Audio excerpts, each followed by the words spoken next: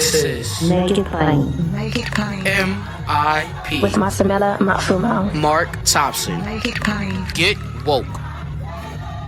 Do you ever feel like life is a never-ending series of lessons while you try to find purpose, meaning, and answers?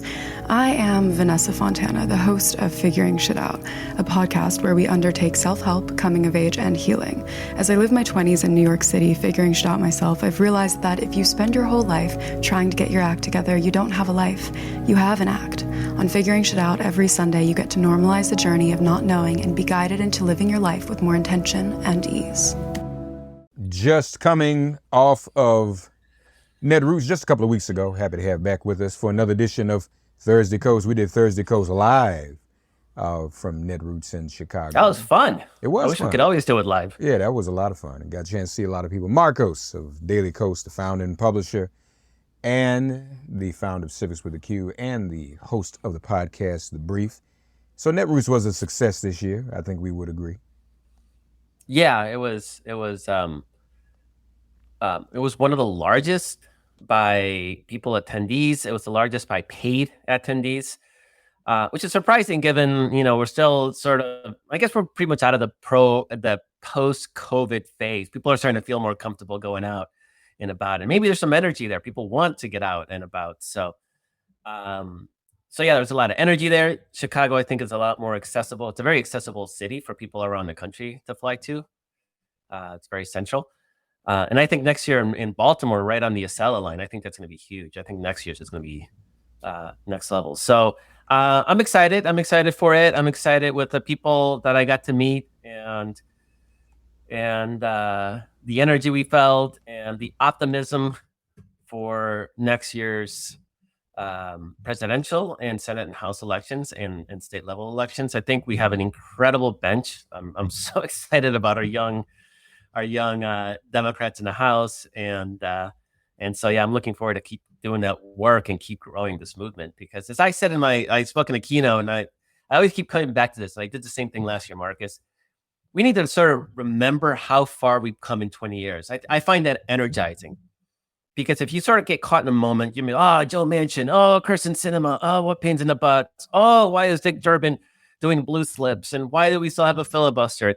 Like, it's easy to get caught in a moment and think everything is crap, but then you sort of step back and you look how far we've come, and it proves that the work that we're doing, Mark, it matters. And none of the gains we have made in the last 20 years happened by accident. None of them happened just by default. Every single gain that we've had is because we worked as a movement to make those gains happen. And so I'm not just excited about how far we've come, I'm excited where we're going to be in 20 years from now. And so I like to look long distance, and sometimes people don't like to look long distance, but it helps when you go back 20 years and go, okay, yeah, 20 years doesn't seem that long ago. And yeah, we've come a long way in 20 years. No question about it. You mentioned Joe Manchin. Let me start there. Why does he want to flirt with running for president? What's that about? He's a dumbass. He loves to be the center of attention. It's so clear that he loves to be in front of a camera. He loves people worrying about him. He weirdly gets off on it. I don't think he's going to run. One of the things he said is that he would not play spoiler, and he would not run unless he thought he could win. And there is no he's not a dumb person. He's not stupid. You don't win re-election in a 40-point Trump state as a Democrat by being stupid. Everything he does is calculated to win in points. And every time liberals and Democrats get angry at him, that helps him stay in power in West Virginia. So a lot of it is calculated. A lot of it is actually, I think, just tolerated by leadership, because they're like, all right, Joe, do what you need to do to get reelected. Because reality is we're worse off if he's not in the Senate than if he is. What we need is a 1-vote Senate majority, not including Joe Manchin. So let's say that Ruben Gallego replaces Kirsten Sinema in Arizona. We hold our ground everywhere. So we still have a 51-49 Senate, but we have, we have that one extra vote for ending the filibuster. That's what we need. So Yeah, no, I don't. We don't want Joe Manchin to lose, but you got to tolerate him, though. So I don't think he's gonna run. I think he likes the headlines. He likes the attention. Okay, well that's good. No, good thing he's not. Well, I don't know if he's not, but that's my guess. No, I agree with you, and I'm hearing from people saying that that's not what he really wants to do, and there's a lot of tolerance. And I've even asked others close to the Biden administration why they aren't more upset about it. But I think they all kind of feel like, well, he's just doing this. As long as he doesn't really pull the trigger, everything is okay. Everything will be okay. Right. So we just kind of have to, I guess, hope for the best on that. Hold everything. So Gallego, what do we know about the Arizona race?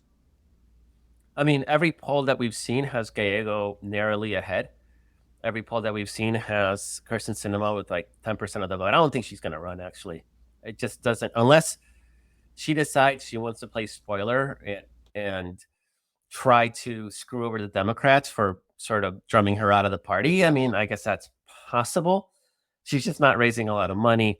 She's running to the right. So as a spoiler, it's a weird place to run. So it's kind of like in Robert F. Kennedy Jr. Like, you don't play spoiler by going on Fox News in a Democratic primary. It just doesn't work that way.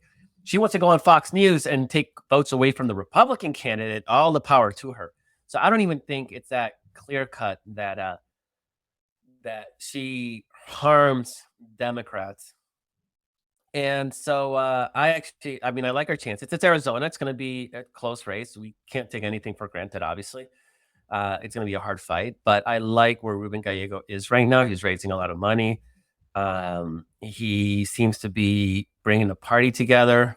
Sinema is increasingly isolated. I don't see a lot of people running to her defense. I don't see anybody running to her defense, actually. I mean, even with like Robert Kennedy Jr., you see Republicans rallying to him, but you don't even see that with Sinema. So it's weird. She's burned every bridge. She's got no friends. I'm not sure what she thinks she's doing, to be honest. I even wonder some days if she really wants to do this anymore. It's weird. She likes to be a troll. I mean, I think that much is clear at this point, but I don't know that anybody's being trolled anymore. I mean, that's the problem. Joe Manchin knows how to troll. Like it benefits him in the state where being a troll against Democrats is actually a plus. I don't know what Sinema thought she was doing and who she thought she was appealing to. And I guess at some point she thought she was going to be a John McCain maverick.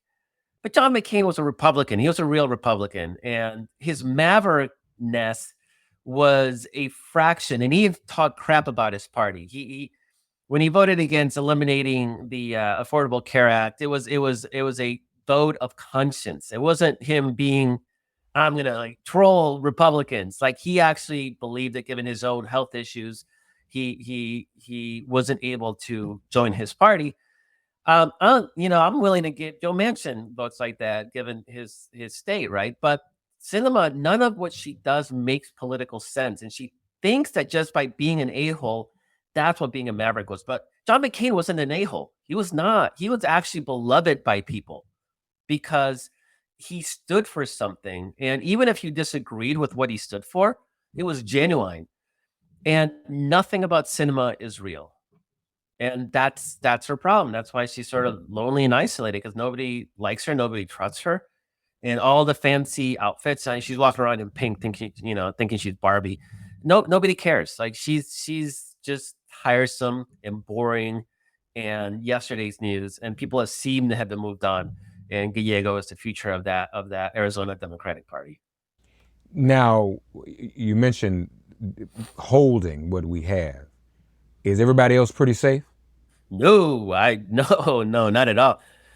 We have to defend. I think Tammy Baldwin in Wisconsin's actually looking pretty good, just because no Republican wants to run. Like they can't get anybody to run against her. So it's going to be a tight race, but it's all their high-profile potential candidates have passed on their race.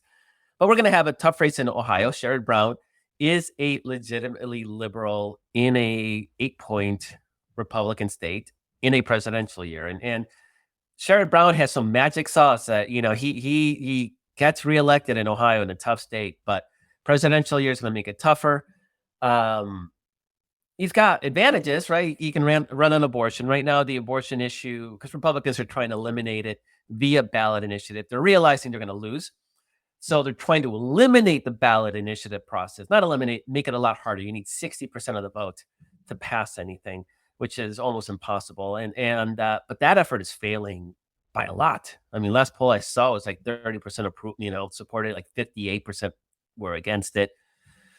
So abortion is going to be a very powerful issue in Ohio next year for Sherrod Brown. He's gonna ride that issue hard, and for good reason, because Republicans are trying to eliminate abortion at the national level.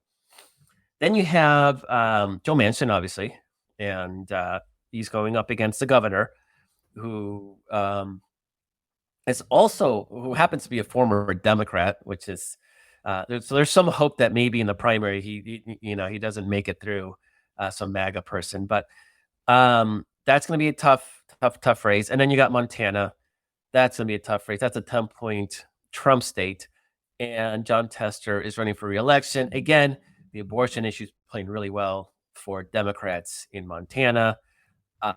He's going to ride that very hard. And then there's definitely big signs on just trends-wise, demographics-wise, that a lot of the college towns, Montana has several large college towns, are performing really well and have a lot of potential to sort of save John Tester's hide in that election. So basically, we have to survive Montana, Ohio,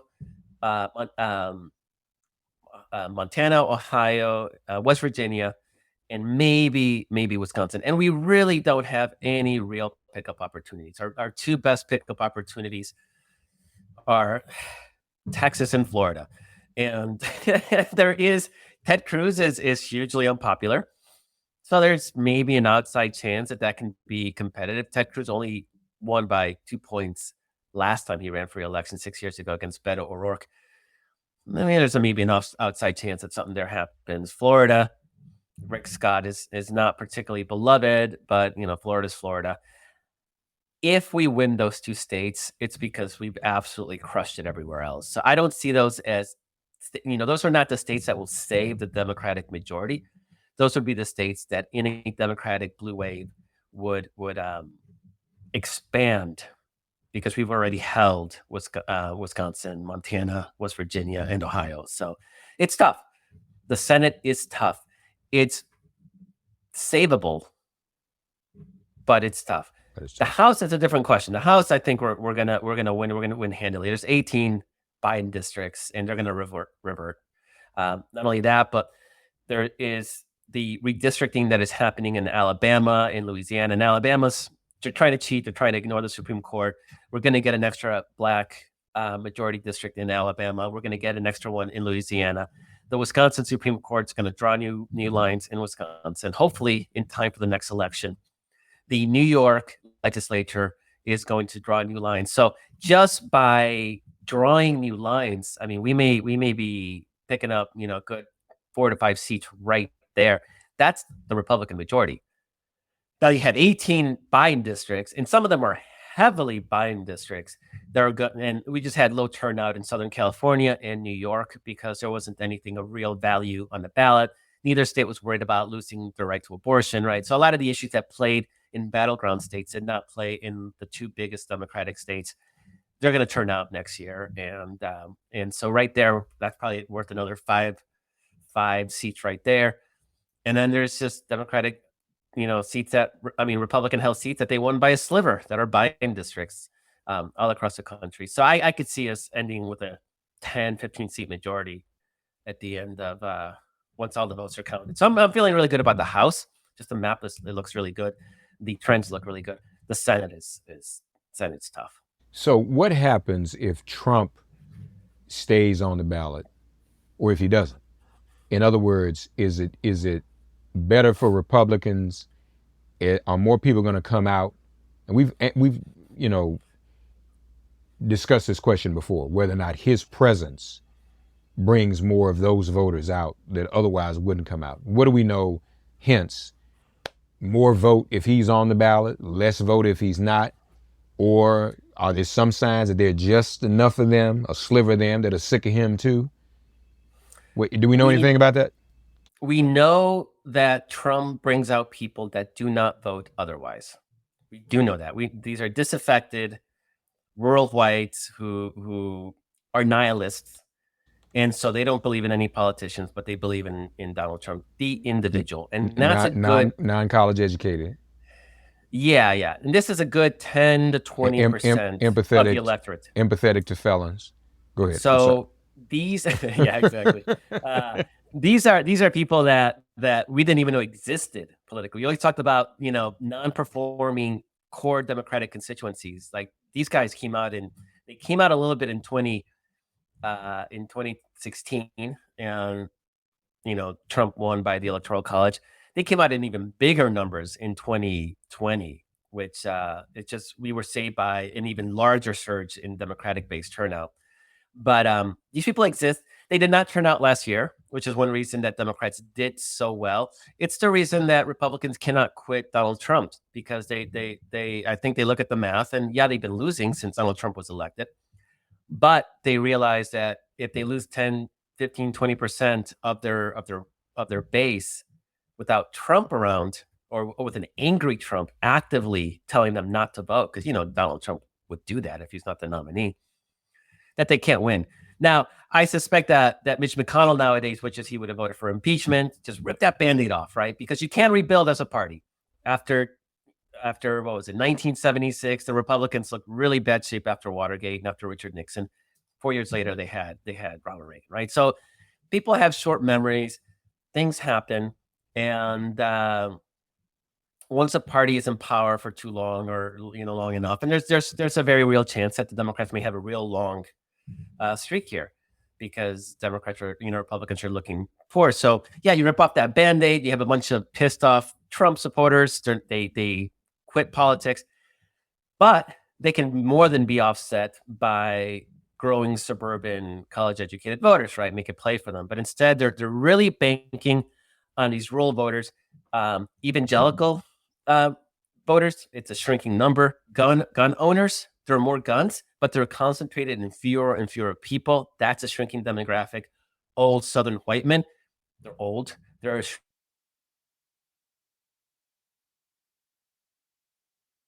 that is actually shrinking by the year, as opposed to growth demographics. And so what they're trying to do is they're trying to make it harder for college students to vote, make it harder for Black and brown voters in urban areas to vote. Like, they're doing what they can't prevent growth liberal constituencies from voting.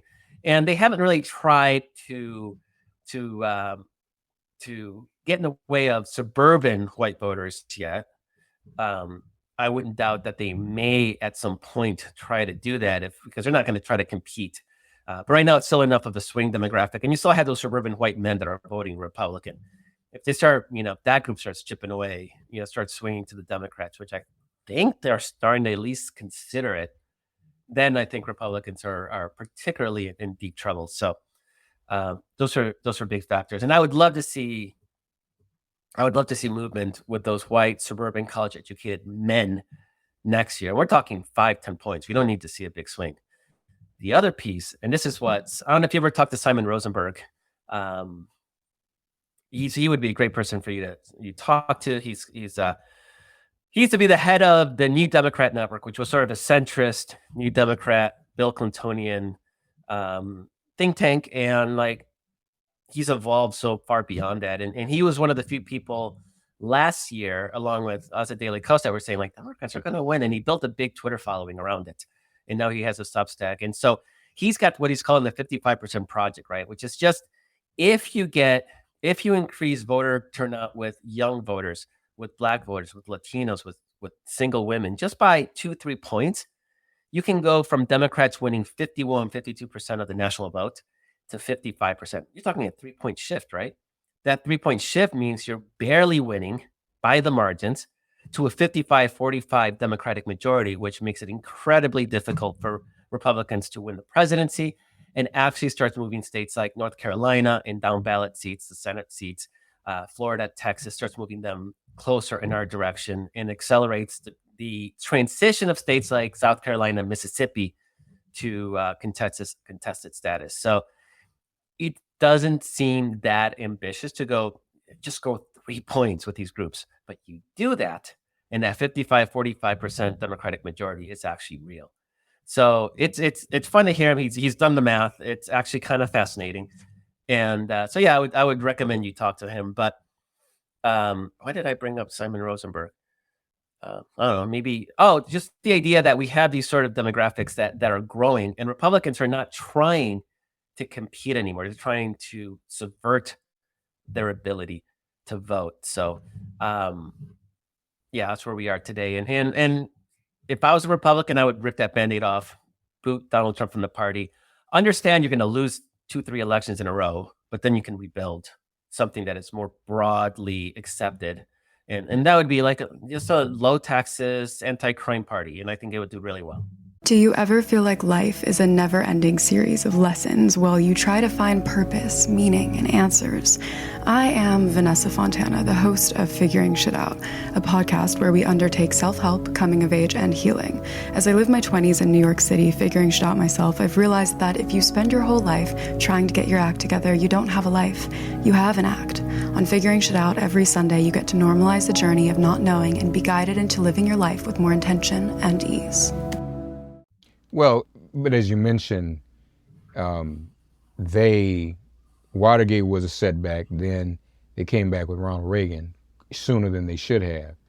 But let's face it, a lot of the people who were involved in Watergate still came back and kept trying to justify it and write it and do it better the next time. Remember, Nixon never admitted it was a crime.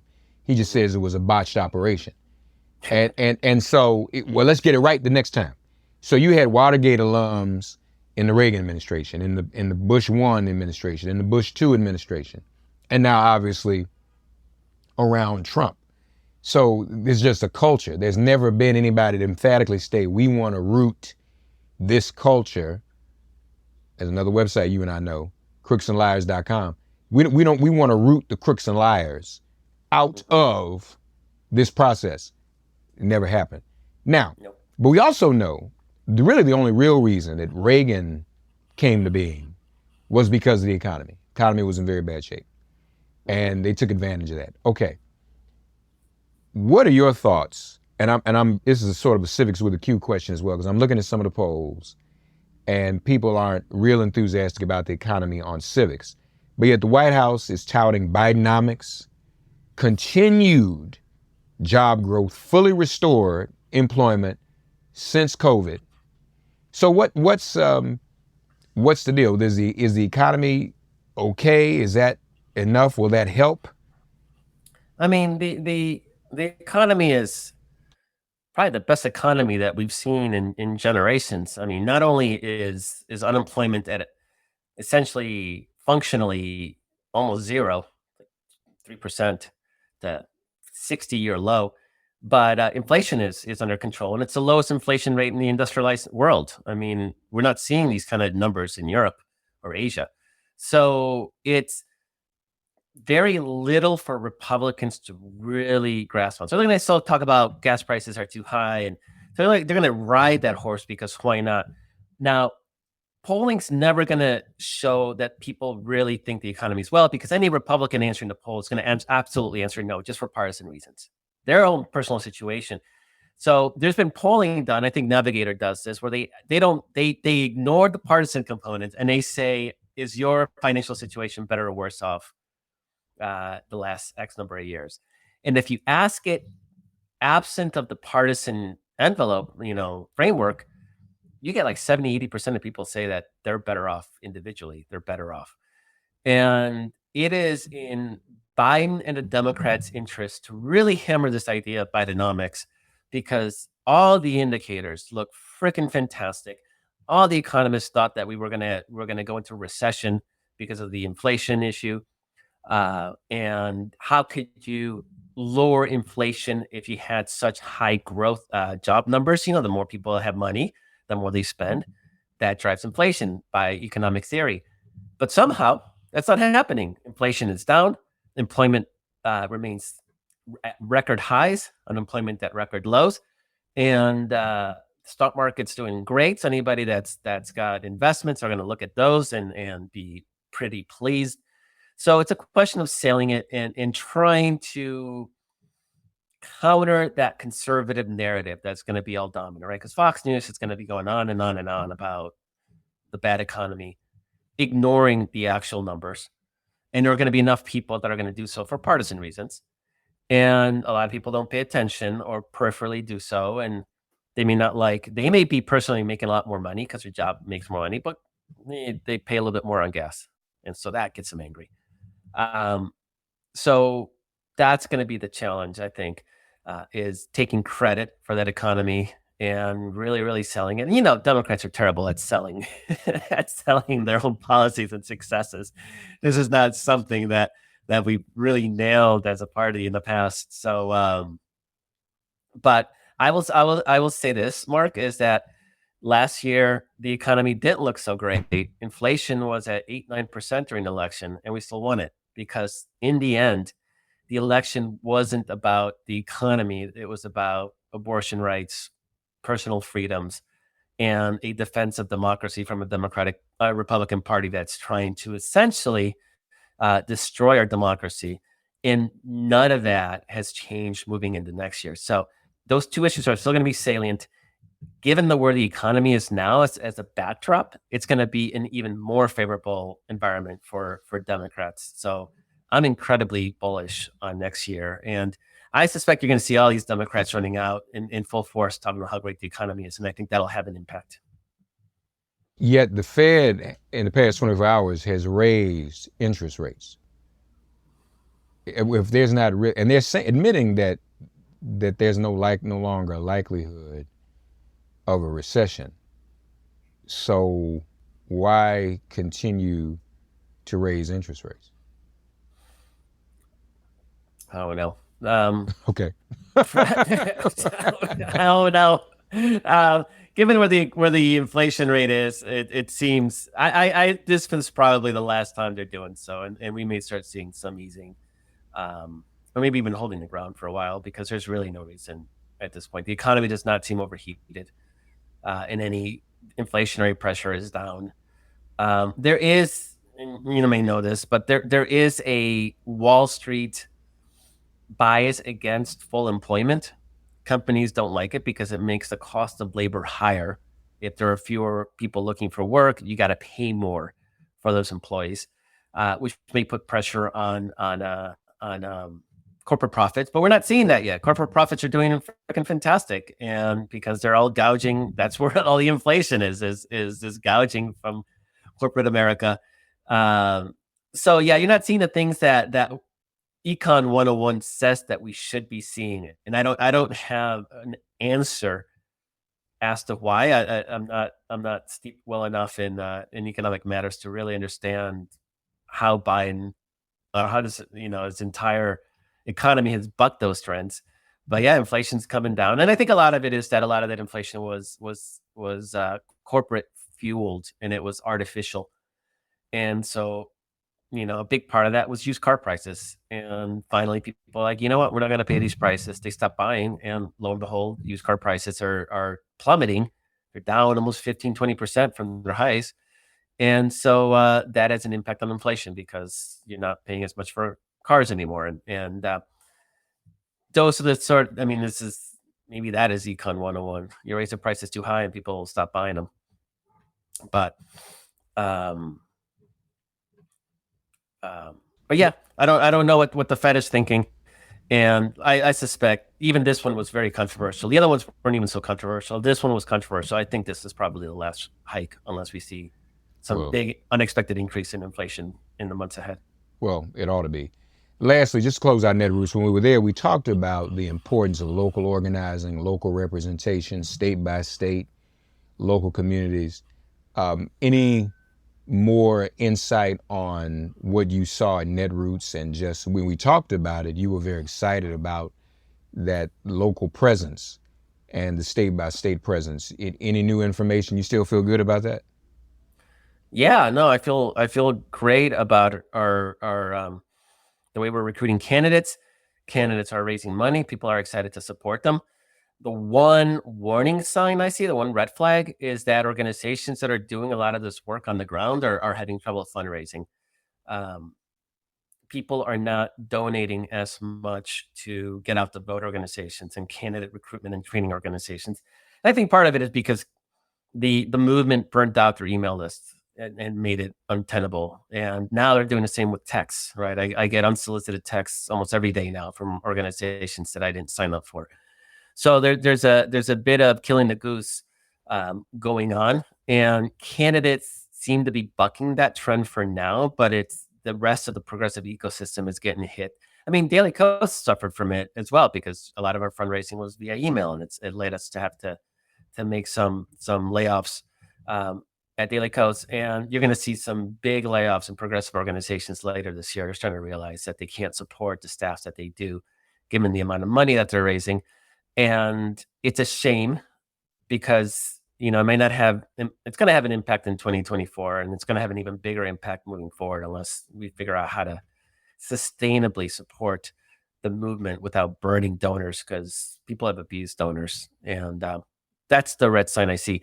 Aside from that, though, we got incredible candidates. We're now at a place, Mark, I don't know if you got to see the sort of future leaders panel on Saturday, which was a bunch of young Democrats like Maxwell Frost from Texas, and these were none of them were that traditional candidate pipeline, right? Back in, again, we go back 20 years.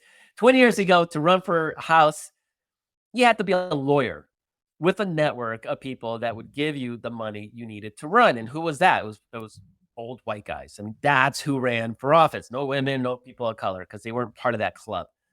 Now, I don't know if there's any like old white lawyers running for the House, right? We have a movement that's able to support candidates that come from non-traditional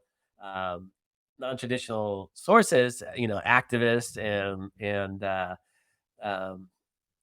public defenders, and like it's all these, like, it's a different world. You don't need to have that money network built in, and it totally changes the game. And so we have so many better candidates. So I'm really excited about where we're going as a movement. It's a much more dynamic, much more diverse, more relevant to people, and still too old for my taste. Just a broader membership of the House and the Senate. But there's a lot of signs there that we're improving, and that younger candidates are becoming relevant, and we can fund them and support them and get them elected. Definitely still too old, yeah. But no, it's happening. It's the oldest House we've ever had. Really? By age. Yeah. Wow. Senate too. Wow. Yeah. And it's interesting, people talking about your Senator Dianne Feinstein, and then we saw where Mitch McConnell, became catatonic for some reason. I don't wish ill on anybody, but I mean, that age piece is real. Mm-hmm. And I mean, let's be honest, we've talked about our concerns with Biden, Lord have mercy. Mm-hmm. I have a lot of anxiety. But then we got, as you said, we got Kamala Harris. Mm-hmm. So that's why you have vice presidents. That's why you have running mates. That's the purpose of that. Yeah. But yeah, the oldest, I guess so. These are some pretty old people. So people don't leave. That's sort of the problem. People like Feinstein. There needs to be. That's why I have so much respect for Nancy Pelosi, who didn't just retire, but she orchestrated this leadership transition to a young, dynamic, new Democratic leader in Hakeem Jeffries. Right? You can do it. It's possible, particularly since the second in command, what's his face from Maryland, Pelosi's old lieutenant, Steny Hoyer. Yeah, he didn't want to go anywhere, and he's still in that leader. He didn't step his part down, right? So yeah, you still got these old white men who still don't want to step aside for a new, younger generation. So it's still a thing, but she got everybody else that was older, old generation, to step aside for this new generation of leaders. And whatever, okay, Steny Hoyer, you can stay in the mix, but hopefully everybody ignores him. Or maybe he brings something to the table. Maybe he brings some institutional knowledge that's helpful. But we do need to see more of that leadership transition, not just in the House and Senate, but I'm talking, all across the country, state legislatures and whatnot. Is people realizing that they've had their moment, and that it's okay to sort of step aside and to mentor a new generation of leaders that is more in tune and in line with the American public, if we want a party that represents America and not just what America looked like 50 years ago. We could use some of that in some of our political organizations, grassroots organizations. It's happening there. It's happening more than anywhere else. I gotta say. That's true. Civil rights organizations, all of the above. So yes. By the way, we were talking about something just before we go, and I wanted to refresh myself on the topic. We were talking about the Fed. So I go on my tabs on my browser on Chrome to go to Twitter, and I can't find it because Twitter is now X. Oh God! It's just a new. That's a little sidebar, y'all. Just a nuisance. If you haven't experienced it yet, you will. It's like X is now X. What is that? So anyway, it's Musk being an idiot. I mean, it's a masterclass in how to piss away $44 billion. He's managed it. And you've got apparently Zuckerberg has a trademark or a patent on X. Yeah, there's trademarks. Microsoft has them too. Now you got to think trademarks are very specific in their use. And you have to use them to maintain them. So if Microsoft has a 15-year-old trademark on the use of X for social media, which they do, but there's no Microsoft X social media. There's no app. Right. So then it doesn't apply. Then. Like you surrender it. So it's not as simple as people make it out to be. Now, what it does mean is that some of these trademark holders may decide to sue Musk just to sue him because they're all petty a-holes. All Zuckerberg, all of them, right? They're all terrible people. So they might end up suing each other just to be terrible people. But and nobody's gonna cry if a bunch of billionaires sit there and rack up lawyer fees going after each other. That's not Musk's problem, though. Musk's problem is that the only thing he had there was Twitter's brand. He's systematically been working to destroy it, and now he just literally threw it away for a brand that looks like a porn site. And people have pointed out, somebody had a little strip of icons with X, and one of them is like, that's the Twitter one. Like all the other 6 icons that this guy had, pulled up were porn sites. Like X is not a particularly connotations aren't, but he's obsessed with it. He named one of his kids X. It's like he tried to name PayPal X, and they booted him from the board, from CEO, because he went on vacation. They're like, yeah, no, we're not going to name ourselves X. So they kicked him out as CEO. He's had this lifelong obsession. And you got SpaceX, you got the Model X car and Tesla. Like he's obsessed with this letter for whatever reason. He thinks it's edgy or cool or hip or something. It's weird. Have you joined Zuckerberg's new thing, Threads? So I have a lot of high hope for it, believe it or not. The problem with it is that right now it's still very rudimentary. So they just yesterday announced chronological order of tweets, not some algorithmic thing. And they still don't have a web client. And if I'm working on my desktop. And so I need to be able, if I'm going to write any of these threads, I need to be able to do it on my computer, not on the phone. That said, what's exciting about Threads is that it's going to be based on this or it's going to live on this platform called ActivityPub. Now, ActivityPub is a web standard. It is what Mastodon is built on, and some of the other new Twitter clones are built on. The idea being that if you are on ActivityPub website, you can actually move yourself and your followers and your content to a new client. If you don't like the old one, like, oh, I'm on Mastodon, I'm going to move over to Threads. Threads is not working because Facebook is terrible with privacy. I'll move on to this other new thing.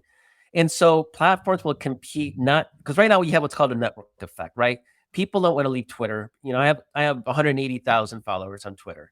I've essentially stopped using it just because I can't deal with the Elon Musk stuff.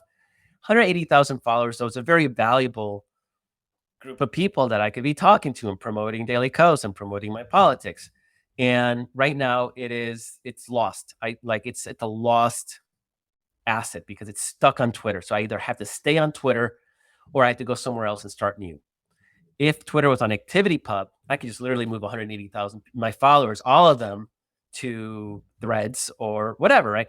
So the reason I think Threads it's got a lot of power is because if you're like an AOC, she's got 8.5 million followers on Instagram. She's got a built-in audience on day one on Threads. If she goes to Blue Sky, you got to start from scratch. If she goes to Mastodon, you got to start from scratch. But you can go to Instagram, to Threads, have 8.5 million followers, and then one day decide, like, you know what, screw Meta, I'm going to move my 8.5 million followers to Mastodon.